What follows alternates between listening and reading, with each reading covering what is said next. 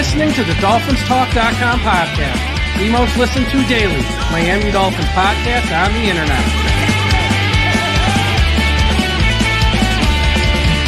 Miami's got the Dolphins, the greatest of all. Come on, Dolphins fans.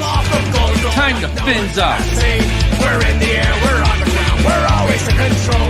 And when you say Miami, you're talking to my ball. Cause we're the Miami Dolphins, Miami Dolphins, Miami Dolphins number one. Miami Dolphins, Miami Dolphins, Miami Dolphins number one.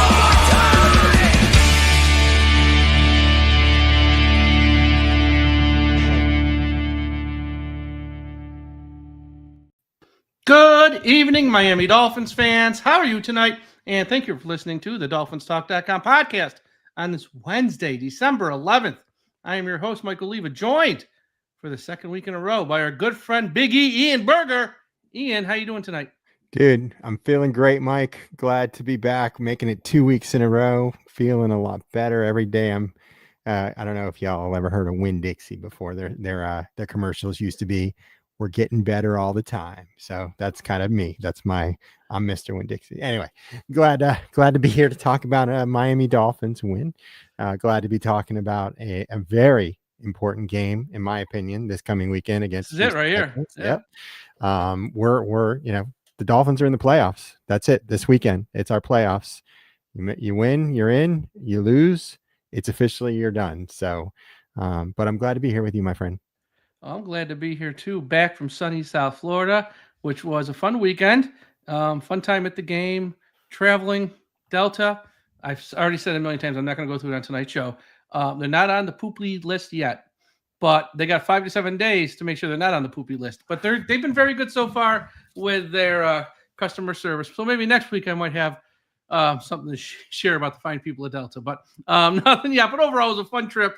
And and always sixth rental car still sucks, so we're not done with them. But overall, no, it was a fun time in South Florida, and glad to be home. And yeah, we got a big game this weekend. It's going to be fun. We're going to talk about all that. But before we get to that, a quick word from our sponsor. The DolphinsTalk.com podcast network is sponsored by Caneswear. Caneswear is the place to go for officially licensed apparel for the Miami Dolphins, Miami Heat, the Hurricanes, Florida Panthers, and all of the professional and college teams in South Florida. Looking for the latest jersey, a birthday gift, or the newest hat to hit the market of your favorite South Florida team? Check out Caneswear for their overwhelming selection of sports apparel. Located at 2655 South University Drive, Davie, Florida, Caneswear has it all.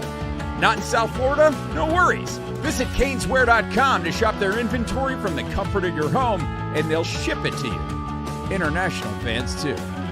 Caneswear.com is the spot that Miami fans shop. That's Caneswear.com. Caneswear.com. And one bit of housekeeping, if you haven't heard, if you don't follow us on social media, we here at DolphinsTalk.com have been nominated for not one, Ian, but 2 sports podcast awards this year. Last year we were nominated for 1. This year nominated for 2. We were nominated for Best American Football Podcast. Nice. And Best Team Podcast. So we need everyone to show up and vote, because this is, the committee, as they say. They pick who makes the final 12, but you, the people, you decide who wins these awards. So I'm going to put the links in the chat. Take a second, click each link, vote if you can for us, and we appreciate it. And as I said last night, it's a team effort. Everyone here at this website, at this podcast, puts in a lot of work, whether it's myself, Ian, Tom, Josh, Aaron, Marissa Marino, Robert Burns, Kevin Dern, Josh Moser. Everyone does a lot of work. And this is for everybody. If we win, great. Do I think we're beating the Kelsey brothers? Probably not. The Swifties might take us down. But it's nice to be even in the conversation with them. So thank you very much. And everyone, if you take a second to vote, it's in the chat. I have it on our websites, on our social media. Thank you. And, one of these years, it'd be nice to win one of these things. For those who follow pro wrestling, if we ever win one of these things, I'm going to run around like Owen Hart used to do with the Slammy Award. And if you don't know what that means, Google it. You'll never, just trust me, you Google it, you'll get a laugh. But yeah, Ian, we're nominated, pal. You know what? So proud of what you do, Mike. So proud of the DolphinsTalk.com team. First of all, I was going to say it's not just one person, but I've always said this, Mike, that you put in so much time, so much effort into making this podcast, this website run, that you deserve so much credit. I'm just here on Wednesday nights, man. You tell me to show up at 7:45, 8 o'clock, and I'm here, but you do all the other ones. When someone's sick and they need a second co-host, you're jumping on, you're doing it. So kudos to you, but kudos to everybody, because I think it's the different opinions that we have. It's the different types of shows that we have, because we have so much fun. I know the other guys, Josh and Aaron, they have fun with their bagel, the bagel stuff that they do. And just the same old Dolphins show is just phenomenal. And it's a different style. And if you like their style, you're probably going to listen to them more than you listen to us. If you like our style, you're going to listen to us more than you listen to them. The thing with same thing as well with Kevin Dern has his own style. It's a variety. That's why it's a network. If everyone sounded the same and had the same opinion, it'd be boring and the shows would just be repetitive. Exactly. And that was my goal putting this together, is getting a wide variety of opinions, because at the end of the day, this is just football, man. It ain't that big a deal. So we want to have some laughs like we do on this show on Wednesday nights. And the show I do with Tom after the game is going to be far more serious than I am on Wednesday. But Josh and Aaron, they do their two shows. Marissa Marino's done a bunch of great interviews with some big name guests this past year. And, she's going to be way more involved moving forward with stuff. So it's a great all around team. And Josh Moser, every Tuesday night, he's been dropping great information all season for us. So it's a great team with a wide variety of opinions, and to get recognition, that one category, like best team won. I'm not saying we're going to win. We could, if we won it, I don't think it'd be a shock. But the other one was like Mina Kimes, Phil Simms, who's a Super Bowl MVP, and like the Kelsey brothers, Shannon and Ocho Cinco. Like that one really took me aback. Like, wow. They have our show. We're in that conversation, Mike. We're in that conversation. With We're in that guys. conversation. That's awesome. It's like, how many shows can have on former first-round pick O.J. McDuffie and go off on a side rail talking about soap operas? Like that's what the show, and that gets people's attention because it's just funny. Yes, we'll get to the football stuff, but it's everything else around it. Agreed. And it just feels good to be part of that. So yeah, good stuff, man. Good stuff. All right, now Dolphins Jets this past Sunday. Hard Rock Stadium. I just did a show or two yesterday, so I gave a lot of my thoughts on it. What were some of your thoughts from that win?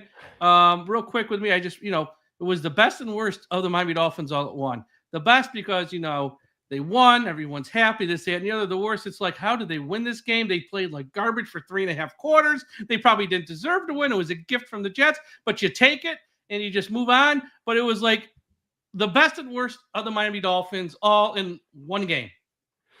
I'm going to bounce it around because I actually, and I usually don't do this for our shows, Mike, but I wrote like a list of things that I thought about this Jets game. And the first one that's on the list, I have Malik Washington's name up there because I was the first of many, I'm sure. That's right. For that Green Bay game. Remember I said he set the tone based on his football. Well, he set the tone in the fourth quarter when we got that kick return and we needed some good field position. He set the tone from that moment on when he trucked the punter, and he just got us to about the 50-yard line, and we were already almost in field goal range at that point. You just felt like, all right, if everybody can rally behind that energy, the Dolphins can do something. I was hoping we could score the touchdown at the end of the fourth quarter, but again, Jason Sanders felt that he hit that long field goal to end it. So that was wonderful. And I felt really good. And I want to give him some praise for that. Where we have some issues though, and you mentioned it already, I felt like we made Aaron Rodgers look a lot better than he actually is right now in his career. And that goes to defensive issues where, again, we're having some problems with actually tackling people. Jaylen Ramsey, who usually is kind of on the money, they were picking on Jaylen Ramsey, which usually you don't see that in man-to-man coverage, but they were giving up some big yards to the offensive player. I forget who the wide receiver was that he was covering. It wasn't Garrett Wilson and Devontae Adams. There's two of them. Yeah. He was one-on-one with Garrett and not on Devontae. But even then too, throwing the ball out to the wide receivers in the flat, they were giving up a lot of yards. And That's kind of been the theme for this defense the last couple of games, and it's worrisome. The other theme over the last couple of games, and I'm really looking at Austin Jackson as a possibility as to why this is happening, the running game issues. We really haven't had a run game, and that's going to be a challenge. And if we can't establish the run game this coming weekend or the next couple of weekends, it's going to be problems for us. On the same token, if you can't run, it's going to be hard for you to turn third downs into first downs. Again, we saw third down issues this last game. But jumping back to the positive, Tua was on fire. Like although he's not throwing those passes that are 30, 50 yards down the field like we had seen last season, which was a lot of fun, his precision has been right on. His decision making and his moving through progressions has been right on. So you love to see that. And then last but not least, Jonnu Smith, the man, they're talking about it on TV. Jonnu, who's had 100 yards games, one of the best tight ends that the Dolphins have seen, hasn't caught anything during this game. And what does he do? He takes over overtime. And the man is just on fire, catching everything. And obviously he scored the game-winning touchdown in overtime, which from a fantasy perspective, I was playing a guy who had Jonnu, and I was thinking to myself, you know what? If Jonnu does it, okay, I will take that loss in fantasy. I do not care. I do not care because I want to see the Dolphins win. So this was a game that we could have easily lost. We were down by 8 points at the beginning of the fourth quarter. I thought we weren't going to do it. And then finally the defense woke up. But there's definitely some things that the defense needs to focus on, because I think what's evident to me, what I have seen, Mike, is that the last couple of weeks, our offense outside of the run game is starting to click. Tua is on fire at the moment. He's making good decisions. He's sliding instead of trying to go for another yard. The stadium went crazy again when he slid. It's so funny. It's so funny because, I haven't sat in the stands in many years because I'm always up in the press box. I'm in the stands, and it's just a whole different experience for me, who's not there every week, obviously, like you or so. But I'm down there when he slid. All the fans stand up to golf chat. It's hilarious. It's hilarious. I'm sure in his mind too, he was kind of smiling when he heard. He knows. So anyway, the win is the win. That's exciting. We eliminated the Jets from the playoffs. That was exciting. But now you got to take what you got from that game, and you got to apply it. And if we get some of these guys that have been on injured reserve back, Bradley Chubb, and they can actually be effective, then I think that can help us through this final couple of games stretch of the season. Yeah, a couple things you said here. I want to just sort of follow up on with the running game. You're 100% right, because I know the weeks you weren't here with us, there was no running game, and I was like, well, no Austin Jackson, and he's obviously out for the season, and there was no Alec Ingold for a couple of weeks, and I think the one game he played, he only played 8 snaps or something. So it's like, well, Ingold's going to come back, and hopefully that'll fix things. And no, it hasn't. And so it really is an offensive line thing, which again, I know we're more worried about it than they are, but really at the end of the day, it does come around, and yes, Austin Jackson gets hurt, but let's be honest, it's Austin Jackson, folks. Okay. It's not Richmond Webb.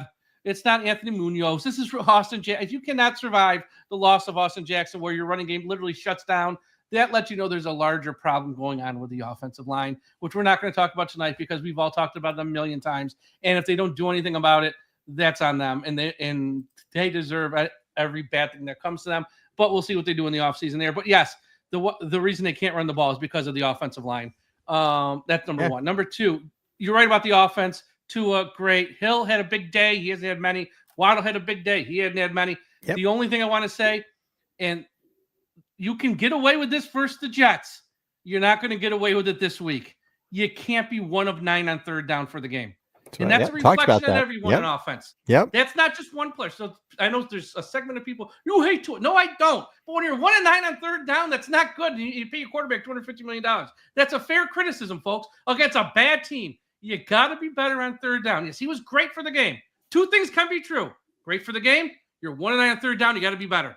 That's all I'm saying. And I'm sorry if that upsets people. No, that's a team effort too. It's not just a Tua effort. It's a team effort. No, but he's the quarterback. But yes, it's a team effort. That's not being able to run the ball and not being able to pick up third downs to the wide receivers in the passing game, which he's obviously involved. It's everyone.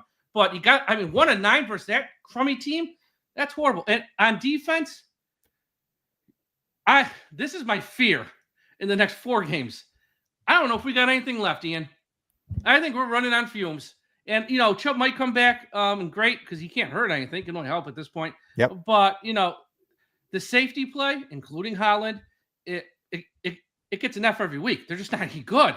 Why they cut Marcus May, I'll never understand. Not that he's some big savior, but probably shouldn't have cut him if you're trying to make the playoffs. All I'm saying. You could have found someone else to let go. Like one of these crummy offensive linemen that don't play. At cornerback, Ramsey's fine he's fine. I mean, he's having a Pro Bowl season. Other than that, Kendall Fuller, Kader Kohu, Storm. I mean, I think they're they're good. guys. I think they're serviceable. Yeah, they're serviceable, but they're not starters, and they're not. And they're being exposed now at the end of the year because they're beat up and they're breaking down, and they're okay.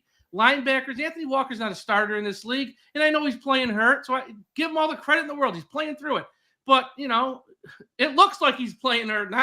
They're old, they're slow, they're breaking down, and they made Aaron Rodgers look 2015 Aaron Rodgers. They made Adams have his best game all season. And they made Wilson have a big day. No Breece Hall, it didn't matter. They had other running backs just breaking tackles. Everywhere. That's the problem. And I'll tell you too, change that. And Mike, I don't think the backfield is as bad as it appears. I think where we're having the challenges when you look at last season versus this season is absolutely. When you have no pressure and Aaron Rodgers can sit there for 5 or 6 seconds, move around a little bit because he ain't moving that fast, but he's still moving around, and he can find these guys that are all of a sudden taking a quick cut to the right. And now all of a sudden they're wide open, because we're playing man defense, then you're going to see that more frequently. And that's what we saw. And I think that's what we continue to see is that if we're not getting the pressure on the quarterback, he's able to make those throws. And we haven't seen the turnovers because of that as well. Last year when we had Christian Wilkins that was coming up the middle, quarterbacks were kind of taking chances a lot more frequently, which was opening up the backfield for turnovers. And that's something that we're lacking this year, which we knew was going to be the case, right? When we brought in how many players in the offseason to try and replace Christian Wilkins. A lot of old ones too. That's the we problem. Still haven't found anything. So anyway, so that's kind of where we are, but I agree. But I wouldn't say, I would say some of these guys are more than serviceable. I think Fuller, when he's healthy, I think he's good. I think we've got a good cornerback group. Kader Kohu has some really good games. He has some questionable plays every once in a while, but I think more or not, he's playing well.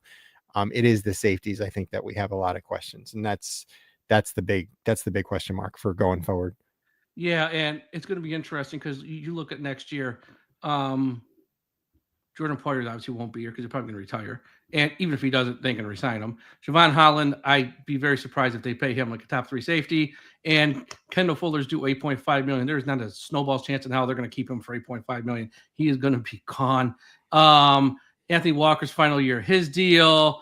Agba was just a 1-year deal, and he's playing hurt too, but that's part of the problem. He's old. He got hurt. God bless him for playing through it, but I don't see him back there. Like, there's going to be so many new faces on defense next year. It's going to have everyone's head spinning. February, when we get to March and free agency, it's going to be defensive player, because they're going to have so many holes to fill, and they can't do it all in the draft. A lot of these guys you're seeing now aren't going to be here next year. Kader Kohu will, but he might not be in the role he's in now. Storm Duck will. He's probably in the same role he's in now, just a guy you only play in case of emergency. Right. A lot of these guys just aren't going to be here because they are just so old and slow. And, we'll see what happens with Chubb and Jaylen. Jaylen next year. Chubb, he's out there practicing now, which we'll slide into the new segment here. So he's out there practicing. Again, no idea if he's going to play this week, but he could. And here's the deal. I don't know this. This is just in my gut. This is just a guess, folks. It's a guess. I cannot clarify that. This is a guess. I don't think he plays this week. If they win, I think we see him next week. If they lose, I have a feeling we don't see him at all. That's just a guess. Because, I mean, look, if he's ready this week, great. But they might be like, they also, they don't want him to get hurt again. Especially if they want to release him in the offseason, which they can, and open a ton of cap space. Because, once again, he's one of these older guys who's going to make a ton of money, and they are right now $12 million over the cap. And if you're thinking we have to release him, let's not let him get hurt again. You might play it safe this week. Let's see if we can sneak out a win. If we do, great, then bring him back. If we can't, well, then just play it safe. That's just a guess. So my guess is I think he's going to play this week. I think the Dolphins have been waiting for him. And I know that at his age and his injury, it's very different than what we saw with Jaylen Phillips, where Jaylen Phillips is a lot younger, little different type of, different responses to the injury. And Jaylen came back really quickly. Now, of course, too, someone would say maybe came back too quickly, and that's what created the second injury that Jaylen got, which was different because he got hit by Jordan Poyer. So. Exactly. And that can happen to anybody. It can happen to anybody on any play. But, I think there may be that segment of people among the organization that say, we want to see him play. And he may also say, I want to show these other teams in case I do get released at the end of the season that I can play, and here's some additional film. So I think we're going to see him this weekend. I mean, really. How many snaps is it? And it might be limited. Right. Exactly. I think him and Agba may split, him and Chop may split, whatever it is, but it'll be just nice to get him out there if he's ready, if he feels like he's ready. I'll say one thing about that side of the ball. Chop Robinson's a keeper. He's a guy who he is a disruptor right now. And whenever he gets the finishing touches on his game and can put some more polish on his game, hopefully next season and all offseason, he's working on that. I think he's going to be a very good player for many years to come. That guy has such a quick first step, and he's done it against good offensive linemen and bad, but he's going to draw a million holding calls during his time in Miami because he is that quick. So he's one of the keepers. Zach Sealer's a keeper. Ramsey's a keeper. After those three, I am fit. No one should feel safe, and rent don't buy. Okay, in other news, Teron Armstead. Now, his status is up in the air for Sunday. He played a few snaps versus the Jets. Had to come out. He was awful against the Packers. He is, once again, breaking down as well. Now, the fact we got till December before this actually happened, you can't be upset because we thought he probably missed half the season. That hasn't been the case. I think, once again, just my opinion, it's Patrick Paul's time because as much as we want to win now and make this, late run to the playoffs, which may or may not happen, you have to have an eye on next year and be realistic about stuff. Let's give Patrick Paul reps these next 4 games. This is hopefully his job for the next however many years. And I just think I'd rather have a healthy Patrick Paul who's a little raw instead of an Armstead who is great, but his body just cannot hold up anymore. And right now, at least, it's not holding up. So I think this is the pass the baton moment. If it were me, I know that's not the way they see it, but I hope Patrick Paul gets a lot of reps here these last 4 games because I really think it's important for our future, which I know everyone wants to win now, but I don't want to go into next year. It's like, well, Patrick Paul didn't get many reps and now he's struggling. No, let's get him reps in these games because that's really, look, no matter what happens this year, we ain't winning the Super Bowl, folks. Spoiler alert. Let's start aiming for next year here and get Patrick Paul ready because I think Armstead's, he looked really bad against the Packers, and that's not him. That's injuries, and he looked rough in the few snaps he played versus the Jets. Yeah, and I have to say Patrick Paul, too. He didn't look bad. He didn't look bad. I don't believe there are any penalties against him, false start, holding, etc. I don't believe there were any on him, and for a rookie in that role, in that position, I think that's pretty good for his first big time action, right? For expectations we had for him this year, he has surpassed all of them, honestly. Exactly. So if he can continue that, and I do anticipate that he'll be starting this coming weekend as well. I don't think Teron is going to play. He's from Houston too, so it's a homecoming for him. There you go. So he's probably going to want to show out and do some good things, and I'm excited to see what he has because the man is huge. I love his face mask. That's a big boy right there, man. Yes, he is. Big boy. I don't usually look up to guys, but I have to look up to him. I think, what is he, 6'8", I think, or something like that. I'm telling you right now, when the aliens come from outer space and they're ready for war, I want Patrick Paul on the front line. That's all I'm saying. He's on my team. Yeah. Him and Brock Lesnar, put them on the front line. Okay, wide receiver Grant Dubose. Remember him, folks? Grant Dubose. He's been on IR after we traded for him pretty much all year. Well, he's now, they've taken him off IR. He's got 21-day practice window. Again, with our wide receiver play, even if we're out of it because we lose the next couple games, I'm sure we'll see him again on the field. So Grant Dubose is back on the practice field, and we'll see if he returns to the field this year and plays. Okay, in a scary story, Tua had to hire personal security for his family at his house because I guess there's a South American crime ring looking to rob professional athletes, and they broke into Tua's car while his family was inside the house. So Tua told the whole story today, and he warned them, look, these security people I hired have weapons, and they will shoot to kill. Yep. So if you try anything, be careful. And I guess they've also broken in the houses or they've done some robberies of Pat Mahomes, Travis Kelce, and NBA players Bobby Portis and Mike Conley. So there's a South American crime ring robbing pro athletes' house, which is pretty scary.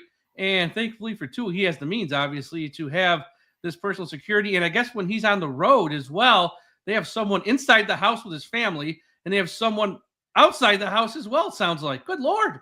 This is ridiculous. And the unfortunate thing is that finding a celebrity and where they live is very easy. Very easy. The only way that you get around that is if you put it in the trusts.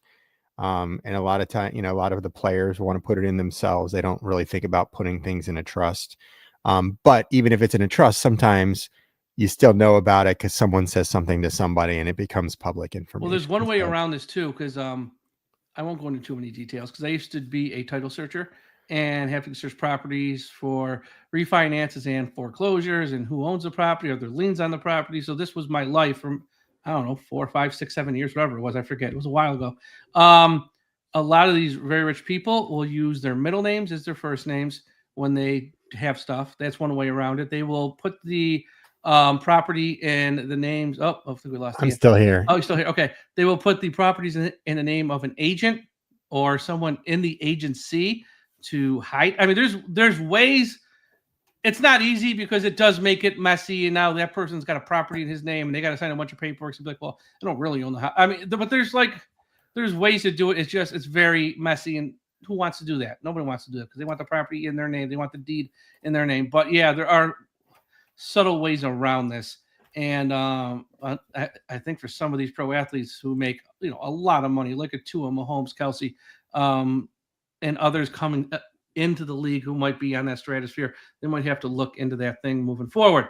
Yep. The biggest story of the day was our owner, Stephen Ross, sold 13% of the team. 10% to me. Oh, you didn't hear it was to me? Yeah. Right, no. 10% to Ares, which is a private equity firm, which is an NFL rule that they passed last year that these teams can now sell up to 10% to private equity. And it's pretty much a money grab for the owner to sell 10% and get all this money from a private equity firm. But the other 3%, and this is the more interesting part, that's from his own personal percentage of the team now. He sold to Joseph Tsai and Ali Weisberg. Who are they? They are the owners of the Brooklyn Nets and the New York Liberty, the WNBA team. Now, it's only 3%. There's nothing to read into. Stephen Ross still runs the team. Stephen Ross has all the power. Stephen Ross has full control. The plan is for Stephen Ross to still pass the team off or down to his daughter Jennifer when the time comes and all that stuff. Why this is interesting, and it ain't going to happen this year. It ain't going to happen next year. But maybe in 4, 5, 6, 7, 8, 9 years when Jennifer Ross is running the team and she goes, you know what? My whole life, I never wanted to run an NFL team. And you're telling me I can get how much money if I sell this team? Joseph Tsai's got his foot in the door. Okay.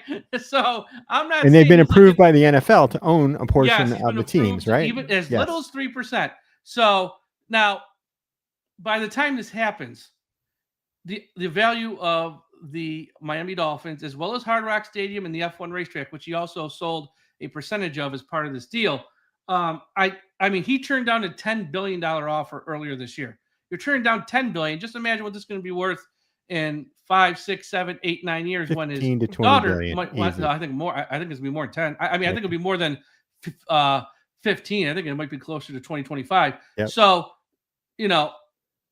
just something to keep in mind that the next owner, whenever this happens, not anytime soon, might be this Joseph Tsai guy, because he's owned a couple other professional teams, like a professional lacrosse team, I think, and stuff. So he's in the sports world. I'm not saying he's good or bad, although the Liberty did just win the championship last year, so I guess there's that he can hang his hat on. But the Nets, I'm not a big NBA fan. I know they're an unmitigated disaster, but okay, whatever.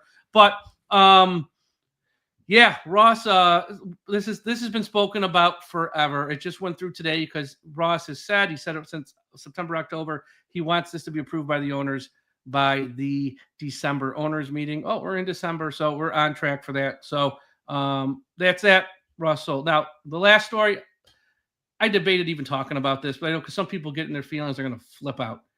It's just a report. Don't read into it. Fake news. It's not fake news. ESPN's Dan Graziano, who's a great reporter. He's got Not connections fake everywhere. news. If it's And from he Dan. said, it's from Dan Graziano. He's saying he's hearing from people that he talks to in these league circles, front office executives and stuff, that they're just monitoring what's going on in Miami. Monitoring it. Because if, say they lose their last 4 games, or they only win 1, and they end with 6 wins or 7 wins, would Stephen Ross fire Mike McDaniel? And do I think it's going to happen? No. But, if they end with 6 or 7 wins with all the money this guy spent, on Hill and Waddle and Ramsey this past offseason, as well as Tua, like, you only give me 6 or 7 wins? I mean, I could see him being annoyed. Lord knows I would be annoyed. And it's not like to go from a 6 seed, 7 seed, and then to be out of the playoffs totally with all the money. I could see him being annoyed. So he's saying, if they were to lose out or have a rough final month and McDaniel were to be on the open market, other teams might be interested in at least interviewing him. Now, that's not saying he's going to get a job, because some of these other teams that have an open spot are like, look, we ain't got an eighth of the talent you had in Miami, and you couldn't win with that. What are you going to do here? And plus they're going to be like, you're stubborn as hell. you run one style offense, you don't adjust. And that was there's a lot of questions he would have to answer in another interview if he were to get fired after this year. So again, the people are monitoring the situation. He's not saying he's going to get fired. He's not saying, but if it were to happen, there's going to be a lot of job openings. You already got the Jets open. You already got the Saints open. You're going to have Jacksonville open. You might have the Cowboys open. You will probably have the Raiders might be open depending on what they want to do. Bengals, they're relatively cheap, though. I don't think they'll do it, but they could. I don't see it because that owner is the cheapest owner in professional sports, and I don't see him firing a coach. That's why Marvin Lewis never got fired. The Falcons, Cleveland's a possibility. Who?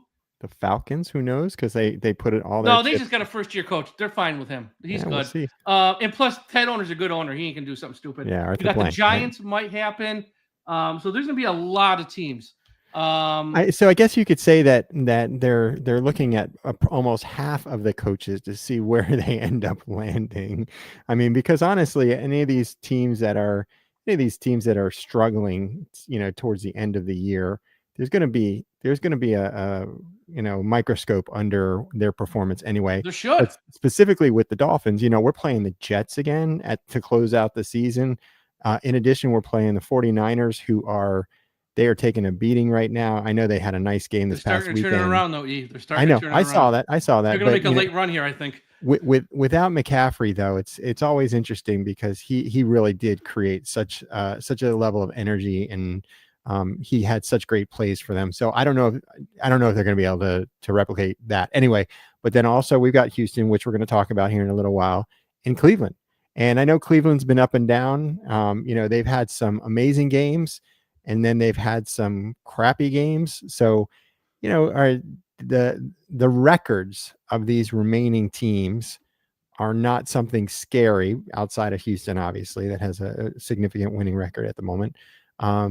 So if we're losing by 20 or 30 points to each one of those teams, regardless, I think there is going to be a microscope under McDaniel. But to your point too, Mike, I don't see him going anywhere. I think he connects with players, but I think there's going to be some days are his worst day of the week. Like Monday through Saturday, it's fine. You can tell those little jokes. He can come up with the game plans, whatever you want. And we can nitpick some of that stuff. His worst 3 hours of the week are whenever he's on the sideline with a game on a Sunday, because the clock management still stinks. The challenge stuff still stinks. I mean, this is where he struggles. He can't adjust in games, getting the plays in on time. Sometimes he looks frozen he's so focused on the offense, he has no idea what's going on with the defense. I mean, that's just keeping it 100, folks. Just keeping it $1. You don't have to agree with me. That's fine. The worst part of Mike McDaniel is the game day management of this. Yes, he can relate to the players. I think they like him. They play hard for him, clearly, because I think with a lot of teams, they would have quit when they were 2-4, 2-6, whatever they would have quit on many head coaches. They didn't quit on him. They play. So that part of it, yes, he checks a lot of boxes. But if I'm an owner or a GM of another team in a fantasy world where I'm going to sit down and talk to him, I got to ask him, what do you do during these games? It's some of the stuff like the clock management right before halftime. It's not just one game. There's been like 5 games this year. I go, what is he doing? Like, it doesn't make any sense. Like, none of this stuff makes sense. Like, it's not even like I'm going by analytics. No, you're just, I don't know what you're doing. I can't even describe it. Like that's where he struggles, and that's where has his biggest red flags is game management. I mean, it is brutally bad some weeks. It really is. And I'm not trying to be mean on the guy or anything, but it's like he's overcome it through 2.5 years because the team has so much talent. Like Tyreek Hill's going to Canton. Jalen Ramsey's going to Canton. They're getting mustard colored coats. Armstead, if he could ever stay healthy long enough, will go to Canton. Like he's got Hall of Famers. Tua, whatever you think about him, and I don't want to get in that debate. He's above average, top half of the quarterback. I'm not going to get into top 3, top 5. I don't want to get in that debate. He's top half. I think is fair. Yeah, talent sure. Yeah, everywhere. Talent. He had Xavier Howard, who's like a borderline Hall of Famer the previous 2 years. There's talent everywhere, and that's why he can beat up on the bad teams because the talent's gonna disguise a lot of the mistakes. When we get to the good teams, that's where he struggles because that's where you need your head coach to be competent during the game and navigate the game and not just be like, well, this is my philosophy. Here's how we do things. No, pay attention to the score. Pay attention to the clock. Look how many timeouts you got left. You can't burn one here. Take the 5-yard delay a game. Don't waste a timeout 2 minutes into the second quarter. That makes no sense. You're going to need late. Like some of this stuff, he just zero self-awareness. And that's where he struggles. But I don't think he's getting fired. But if he were, there's going to be – look, if some team hired Adam Gase right out of here, there's going to be a team that would hire him if he ever got let go. I'm telling – just because of the personality part alone. Yeah. All right. So before we get to the fun games, a big shout out to everyone listening at finheaven.com. Everyone go to finheaven.com, the largest Miami Dolphins message board on the internet. Also, check out, if you're on Facebook, the I Am a Miami Dolphins fan Facebook page run by the great and talented Carlos Hernandez. Everyone, if you're on Facebook, go to the I Am a Miami Dolphins fan Facebook page.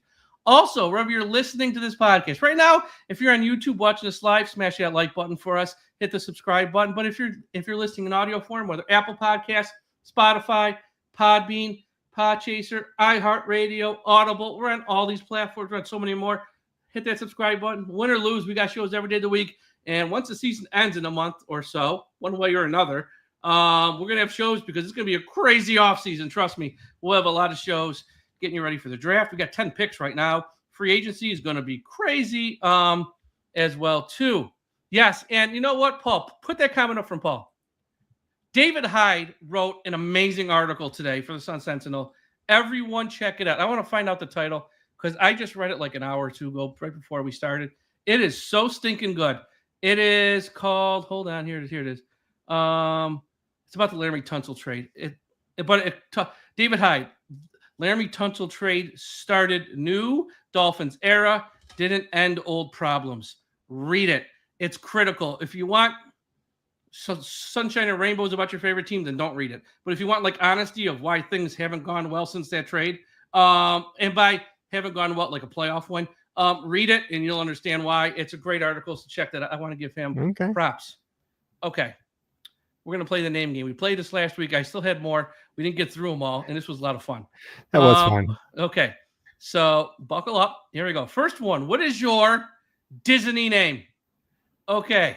Disney name. Ian, first letter of your birth month, which is October. So you are Queen.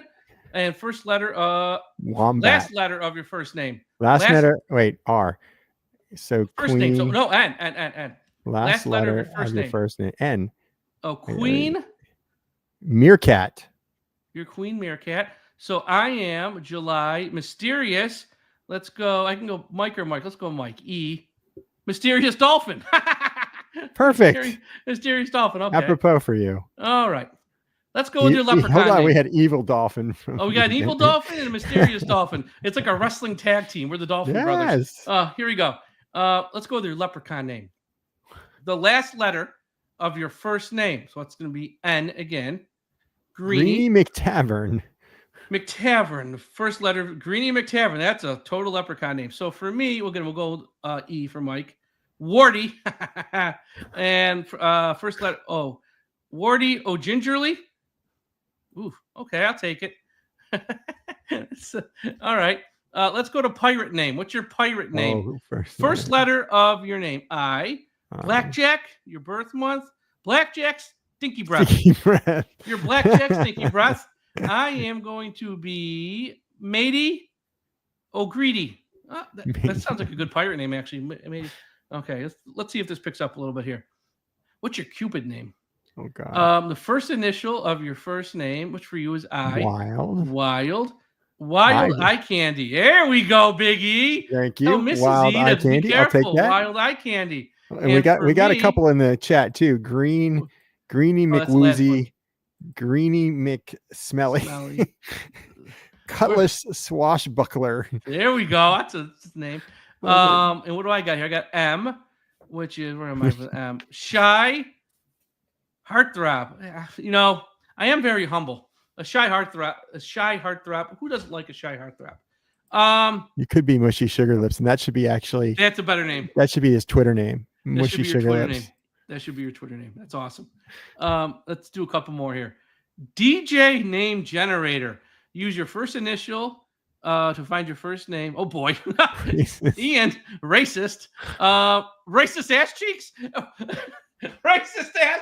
Ian, what is it with you and ass cheeks? Last week. No, wait. Use your last initial to B. Racist ass cheeks. Now, last week when we played the game, you shat on Ed Sheeran's ass, and now you're a racist ass. Ian and his ass. I don't know what's going on here. My goodness. What do I am.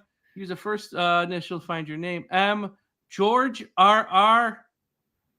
Orgasm. Oh my God. This was a wild one. Okay. Banana hammock. We got two. I know that's a good one. We got two more we're gonna do. What's your story? I'm sorry. What's your story?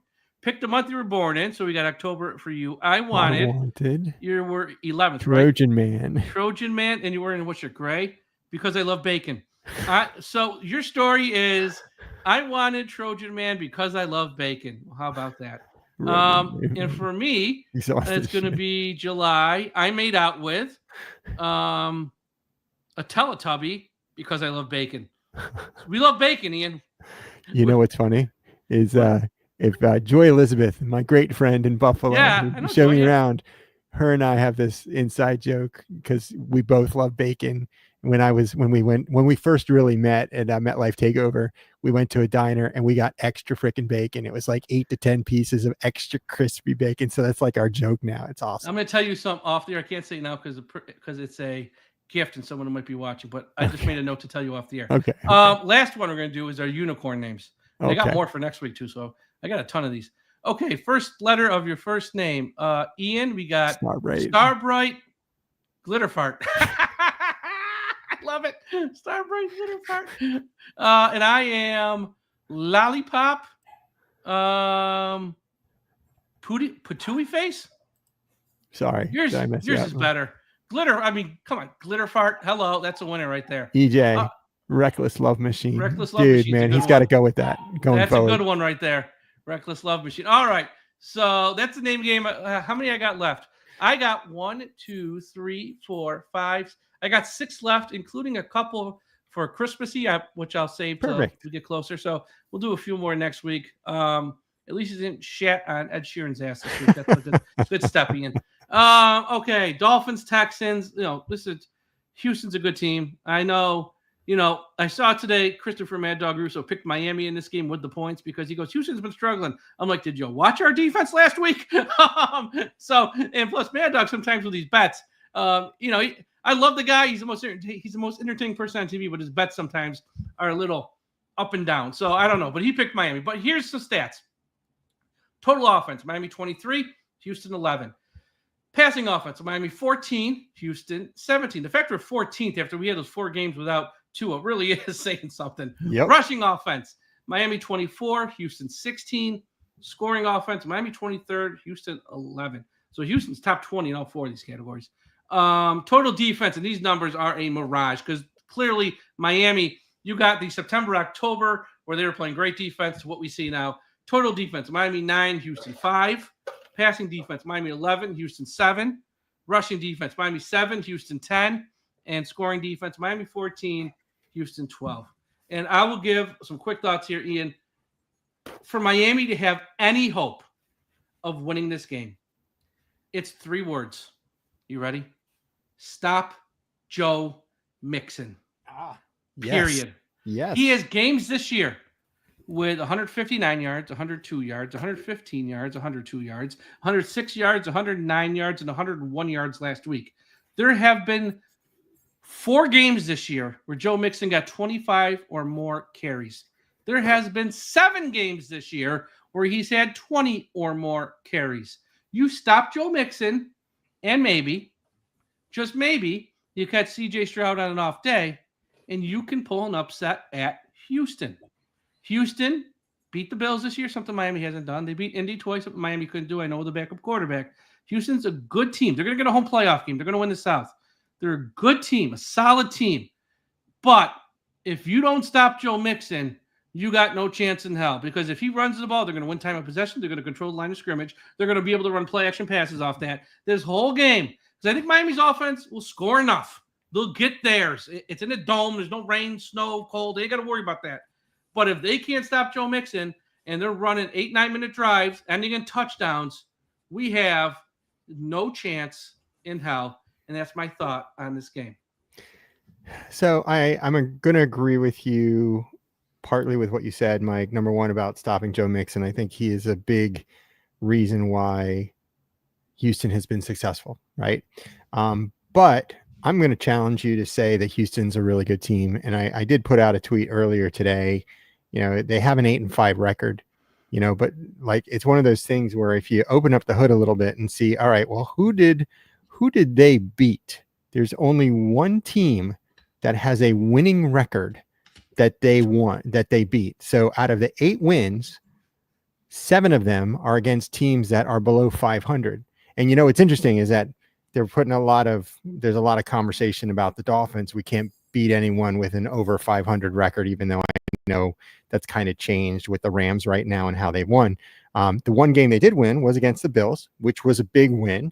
But reminder to the Dolphins were this close, even though this close doesn't mean crap in the win-loss columns, right? They beat the Colts 6-7. When the Dolphins play the Colts, but Tua was out, and I think we were on our 5th string quarterback at that time. They beat the 4-9 Bears. Seems like everybody's beating the Bears these days. Jaguars 3-10. They beat them twice. So there's 5 games right there that they won against these subpar teams. Patriots, they won once. Obviously, we beat the Patriots twice. And then the Cowboys, 5-8. And the Cowboys, are a total mess. So I say all that to say an 8-5 record makes it appear like they're a very scary team. But at the end of the day, and you kind of mentioned it, CJ Stroud, last year I thought CJ Stroud was really hitting his stride. For some reason this season, he's missing something, or I can't tell. And I'm not saying that CJ's not going to go out this weekend and throw for 300 yards, because our defense likes to do that for quarterbacks, as we just saw this past weekend. But there is the opportunity for us to disrupt his play. Where I am scared with CJ Stroud is his ability to extend a play, number one, and then secondly, move out of the pocket, and that's where the Dolphins tend to have a little bit more struggles when their quarterback is running for the additional first down or can run for 20 or 30 yards at the same time. So it's not going to be an easy game for the Fins, because it's in it's an away game, but the narrative is still there. The Dolphins have to beat a team with a winning record. And that's where we are with Houston. Houston has a winning record. And right now, if I remember right, they're the only team that we have at this moment that has a winning record over the last final 4 games of the season. So we have to beat this team. Yeah. And I think the thing with them is that, they won a playoff game last year, and they put up 45 points last year in a playoff game and won. And once you do that, like the stuff you said about who they beat this year, yeah, it's true for the most part. But and that's the thing with Miami and with our quarterback. Once you do it once, people stop talking about it. So like they don't care, because they know he's done it before. He showed up in a big spot in a playoff game and he won, and they scored 45 points and he was amazing. And like once you just do it once, you literally kill the narrative. And this week I'm sure we'll hear more about you got a chance to beat a good team on the road late in the year. Well, yeah, do it. Do it. Don't stop talking about it and just do it. And once you do it, you won't hear about it when we play San Fran. You won't hear about it next season, because people are going to be maybe a game in the cold and the snow, you're still going to hear that one, but you won't hear that they can't beat a team that's good. If they just go out this week and beat Houston on the road and just win the game and keep your season alive, just do it, because Houston, they've proven they can do it. They won 10 games last year, won a division, won a playoff game. Do that, and people are not going to, they don't hear the things that we hear about our team and our quarterback because he's done it. And that's kind of where we are with this. I got some very disturbing news right here. This is a total sidetrack. The LSU quarterback, Garrett Nussmeier from LSU, who would have been the perfect quarterback in round 2 for the Dolphins, maybe even end of round 1 if they wanted to maneuver themselves, because he would a total fit for Mike McDaniel's system to be a number 2, and God forbid something happens, number 1, like a young guy waiting in the wings. He's going back to college for senior year. Like the one guy who's not going to turn pro. He's going back to college. I'm sure he's getting paid a lot of money from LSU. But Wow. this annoying. This was the one, because, as much as people, just total side note, like Cam Ward, no chance you're going to fall to Miami or anything. Not that they would want someone like that to come in and start anyways. But the point is, not really a scheme fit for Mike McDaniel anyways, don't care. Some of these guys aren't scheme fits for Mike McDaniel. Nussmeier was. Like, no, not him. No. But, okay, he's going back to college. Good for him. All right. Houston. That brought me down. Dolphins, Houston. It's time. Let me get the graphic. Hold on. I got to get the gimmick here. I'm all flustered with that news. Okay, here it is. Time for the preview and prediction part of this show. It's now time for Mike and Ian's Fearless Predictions. Miami Dolphins versus Houston Texans from NRG Stadium, 1 p.m. Eastern Time on CBS. Kevin Harlan and Trent Green on the call. Houston, Texas, one of the most obese cities in America. In Houston, when they watch porn, the guys climax when they see the guy deliver the pizza. I'm not saying the people of Houston are unattractive and don't get laid, but in Houston, the only thing that gets banged are people's baby toe when they wake up in the middle of the night and they stub their toe to get another piece of cake. Why do the women of Houston have such big boobies? And yes, I know we were nominated for a podcast award this week, but I'm sorry, folks. Why do the women of Houston have such big boobies and small pussies? Because the men have such big mouths and tiny dicks. Ian, how do you separate the men from the boys in Houston? How, Mike? With a restraining order. Ian, what do the citizens of Houston use for birth control? What? Their personalities. Ian, why do they sell so many button fly jeans in Houston? Why? Because the sheep can hear the zippers a mile away. Oh, Memo to the people of Houston. You are gross, disgusting people. I am not going to sugarcoat that for you, because if I did, you'd probably eat that too. Why? Okay, now let's look at this Texans roster. Dalton Schultz looks like an unfinished clone. Miles Bryant, the Houston Nickelback, he's only 5'9". He's a tiny little fella. Miles, don't think of yourself as short. You're just a people McNugget. CJ Stroud, if good-looking people are called eye candy, then you must be eye broccoli. Joe Mixon gets arrested so much and charged so much with crimes that at the holiday time, he visits the local police station in his town and drops off a box of candy in a good gesture of goodwill for the next time. And, of course, our good friend Laramie Tunsil. Not saying Laramie's ugly, but he couldn't get a dog to lick him if he was covered in gravy. Now, on to this game. This is a big one for the Dolphins. Win, or you're all but eliminated from the playoffs. There's no snow. There's no cold. The game's indoors. What could possibly go wrong? I think Miami's offense will have some success for Houston. I think Tua's been playing great. I see another big day for Tua. I think Hill and Waddle will have another big day like they did last week versus the Jets. It's that damn Dolphins defense that I worry about. It stinks right now. There's just nothing there. The gas tank's on E. I'm worried. I don't know how they're going to stop Joe Mixon and that Houston running game. And other than Ramsey, who's going to cover Nico Collins, Tank Dell, and John Michie? I think we're going to be in store, Ian, for a good old-fashioned Texas shootout. But it's not one Miami's going to win. I got Houston 37, Miami 28. I hate to say it. I hope I'm wrong.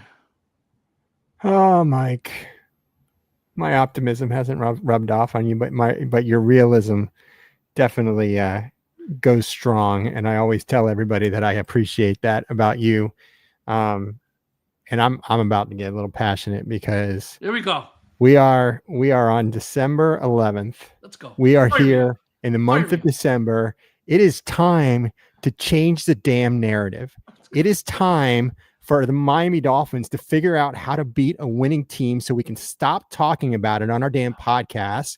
We can stop asking Mike McDaniel these stupid questions about what are we going to do to beat a team that has a winning record.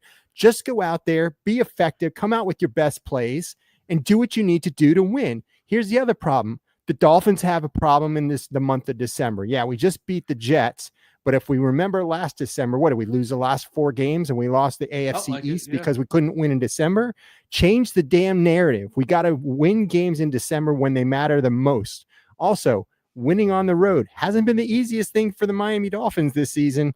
It is time for the Miami Dolphins to go into Houston to do what they need to do and beat a good team on the road. That's when people are going to change the narrative, when you can show it. And we're not going to talk because otherwise, guess what? Next Wednesday, we're going to be here at the exact same time, the exact same place, talking about changing the narrative and the fact that we didn't do it. Here's the other thing. We still have playoff hopes. I know, Mike, they're dwindling. I know right now it's 20-something%. But if we can beat the Houston Texans, all of a sudden that jumps up to about 40 or 50%, because these other teams that we're fighting against are going to be playing against each other, and they're going to be playing against a lot harder teams. So instead of the drop that we had last season, how about we change the narrative and we actually win the games this year and change it so that we can make it to the playoffs when no one expected us to do it. And here's the last thing. Play freaking defense. We need a defensive showing to this weekend because we got Tua. He's playing at out of his freaking mind right now. We got the offense, even with some banged up offensive linemen, they are playing out of their mind. We need the defense to come strong, and not just in the fourth quarter. We need it from the first play of the game to the last play of the game. You do all that, and the Miami Dolphins will win the game. But here's my problem. There is a narrative, and I said it during the Green Bay Packers game that they need to win in order to change that narrative, and I'm not going to pick them to win until they convince me that they can go and do it.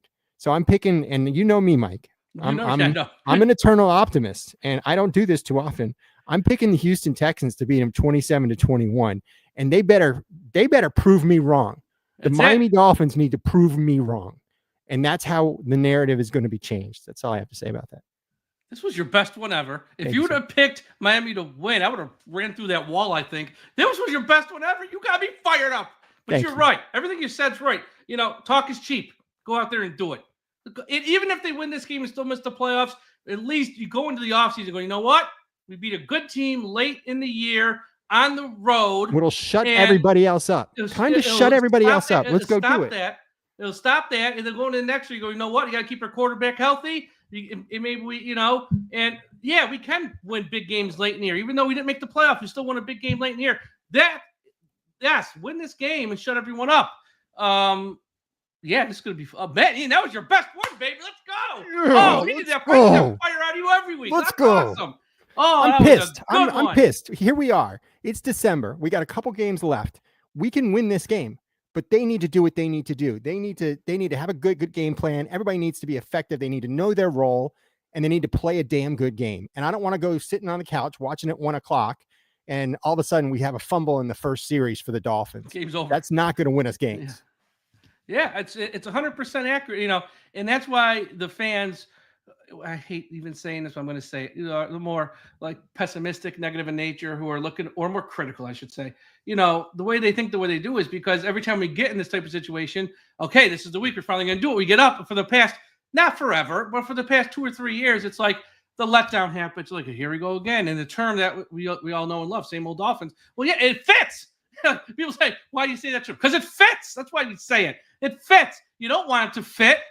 Go out this week and win. And then guess what? Followed up and beat San Francisco then too. And then put the football world on notice. Yeah, you know what? It wasn't the best year for Miami. Maybe we still missed the playoffs even. But you know what? Watch out next year. We got over this bugaboo. And we're going to be a totally different team. We'll be younger on defense. We might add a third wide receiver. God forbid, maybe we can fix an offensive line. Wouldn't that be a novel concept?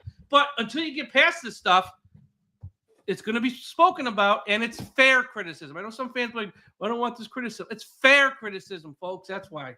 Password is the same as it was last week. I know we eliminated the Jets this past weekend. If the Dolphins lose, we're basically eliminated from the playoffs. It's impossible. So I kept my Wi-Fi password this way because I want to be able to erase and put something new next week when we win. I can't wait. As soon as we're done, I'm going to clip that and get that out there to the world. With your little win one for the Gipper speech. I love it, baby. That was awesome. All right. So that's all. And here in the chat, let's put up some of the scores. We got 28-24 Miami from DJ. Do we have any others? I thought I saw Jordan. I see Jordan up there. Where's Jordan? Where'd he put up his? Oh, there it is. 34-27 for Jordan. Yeah, I mean, look, it's Houston. It's inside. There's been larger upsets in the world. That's all I'm going to say. And Miami's only like a 2.5-point underdog. It's not like you're not like they're laying a bunch of points here.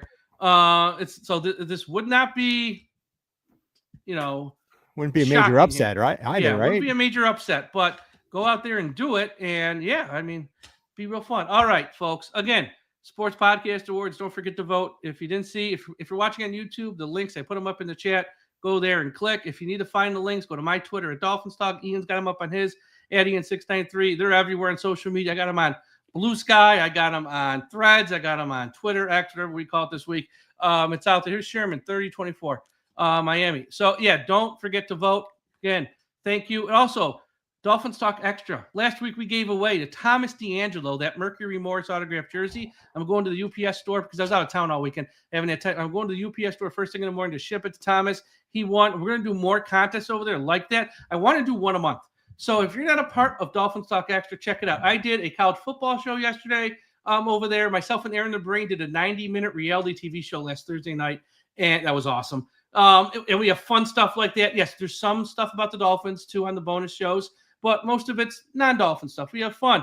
Ian, maybe I'll rope you and we'll do a show like on when that new show starts, Suits LA, which I know is going to be a popular show. We can take 10 minutes once a week just to talk about last week's episode stuff. See, I don't watch it like that. I wait till the whole season's done. And then my wife and I go and watch the entire season. No commercials. Right. Sorry. No commercials for us. Well, I don't watch it live. I can so I can fast forward to the commercials. But okay, but stuff like that we're gonna do. And of course there'll be draft contests. And plus we got a private message board that's not social media. So God forbid you put up something someone doesn't agree with. No one's gonna jump down your throat and call you like an asshole. So it's very well. Everyone's chill. So patreon.com/DolphinsTalk is $3 a month, folks. Sign up. It's fun and easy. And plus, if once you're signed up, you're automatically in every contest we do where we give away cool stuff like the Mercury Morris autographed jersey. Like I said, follow Ian on Twitter at Ian693. Follow myself at DolphinsTalk on all social media. Website, DolphinsTalk.com. We got a bunch of great articles up. Dante Calinelli wrote an amazing article when he reviewed the All-22 versus the Jets, where he points out a lot of things. One with Patrick Paul and just with the Miami Dolphins defense overall. In-depth film breakdown. Check it out because that's how you get smarter. Listen to smart people like Dante Calinelli as he breaks it down and shows you the clips and stuff like that. So check out that article. But there's a ton of great articles up there from all our writers. Check that out. And folks, please don't forget. Now, I had a rough travel day Monday, and as rough as it was, and while I was cursing out Delta in my inside voice, not my outside voice. You know why? Because I don't want highway profanity, whether in the car or in the air. So, folks, when you're out there on the roads or flying the friendly skies, don't forget, we must put an end to highway profanity. Fins up. Change the freaking narrative. Let's go, Dolphins. Let's go.